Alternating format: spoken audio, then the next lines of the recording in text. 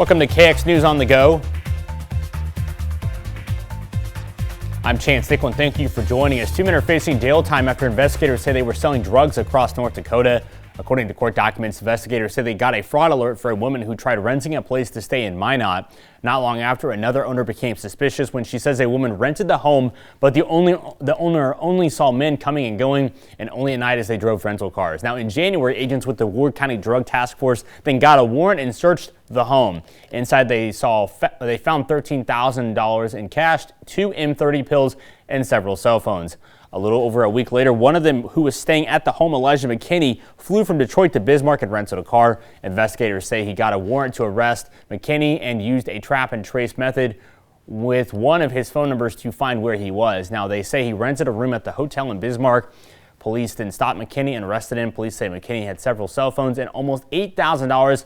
Investigators then got a warrant and searched the hotel, where they say they found another cell phone and $30,000 in cash. While McKinney was in jail, investigators say he texted Tyree Simpson to keep the operation going. McKinney was bonded out, but a few days later, investigators arrested both men. Now, McKinney is being charged with 4 felony counts, including possession with intent to deliver meth and fentanyl. A judge set his bond at $10,000, which McKinney posted and is now out of jail.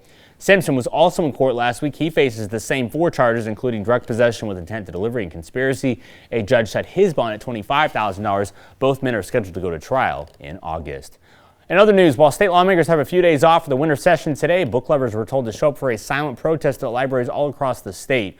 On Saturday, the group Right to Read North Dakota was encouraging people to join in for a half hour of silent reading, which included meeting just outside the Bismarck Veterans Public Library.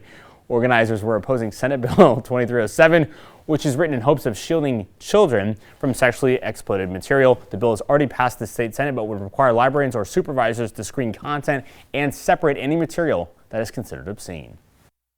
Those collections are already explicit free. We don't have pornography in libraries. We don't have explicit materials in children's sections. So this bill is completely unnecessary. We have HB 1205, which passed last year, which ensures all libraries follow the Miller test for obscenity. So this is just an unnecessary bill that's going to cause a lot of trouble because of its vague definitions. Now, the event was one of around 17 around the state planned in North Dakota. State lawmakers will return to the Capitol on Wednesday when they'll begin committee work. The House Judiciary Committee will then have a hearing on the bill before voting on it. All right, men and women got dressed up to knock down some pins and raise some money for a good cause. The 318 Project hosted their Spirit Trafficking Bowling fundraiser Saturday at Midway Lanes in Mannon. The group has spent almost 10 years helping victims of human trafficking and educating people about the warning sign. Organizers say they sold out of teams who signed up to compete in the bowling event, and the goal was to raise about $20,000. The other unique piece, too, is what we're seeing is a lot of familial trafficking. So it's where the family member is the trafficker, but then you add another layer where it might be hard for people to come forward. The other aspect is social media. So about 3 out of 4 victims are recruited using some type of online method. So there's also that even as a parent, you might not recognize what's happening in your own household as it's going on. Now, the group also provides trafficking survivor mentorship for people who are trying to rebuild their lives after a traumatic event. Let's bring in Andre Brooks from the KX Storm team. Well, thank you so much, Chance. And I'm here to tell you here in Bowman, we are seeing temperatures at 32 degrees and the winds are relatively calm at this time, making those wind chills be at 32 degrees as well. And we are looking at on the KX cam very beautiful skies and dry ground, so this is quite an interesting sight to say the least. It reminds me of the life on the prairie. Now, looking here in Williston, we're also seeing very beautiful skies and temperatures are at 29 degrees and the winds are out of the north-northeast at 16 miles per hour with those wind chills being at 17 degrees.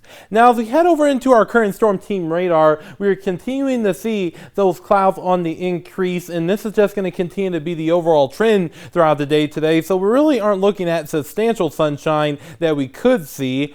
But as we head over into our current temperatures, our temperatures right now are mainly in the 20s and even some 30s in our southeastern areas, including there in Medina at 36 and also Wishick at 33 degrees. So it is feeling pretty nice out there to start out our day. Now looking at the winds are relatively calm at this time, in some places around 5 to 10 miles per hour in our northern viewing area. And as far as the wind chills brought to you by Absolute Comfort Plumbing and Heating, shooting, we're seeing those values mainly in the 20s and the 30s, and even a few teens in our northern areas. So it is feeling a little bit on that crisp side, if you will, but nothing too extreme like we saw over the past few weeks. Now, our area of high pressure is going to give us that southerly flow throughout the day today, warming things up. But however, we're going to be watching this system here towards our south and west, and this system is going to continue to pull its way towards the north and east. It will increase the cloud cover, and also the chances of snow will be increasing as we get into the late portion of tonight and into our Tuesday, and I'll get to that in just a second.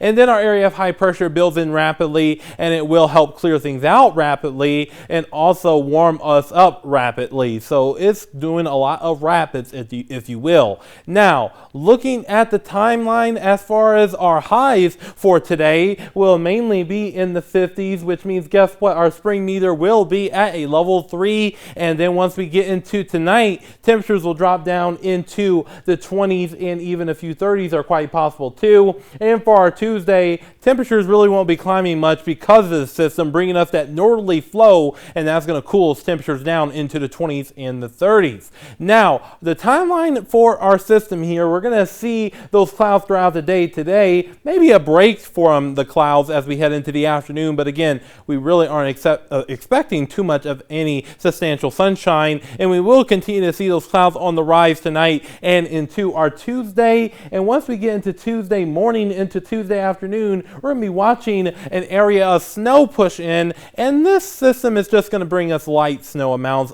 generally under a less of an inch. So really isn't going to be a big system for sure for us here locally, but it's something we're going to be watching for sure. So make sure you tune into the KX app, for the KX News weather app, for the latest on this.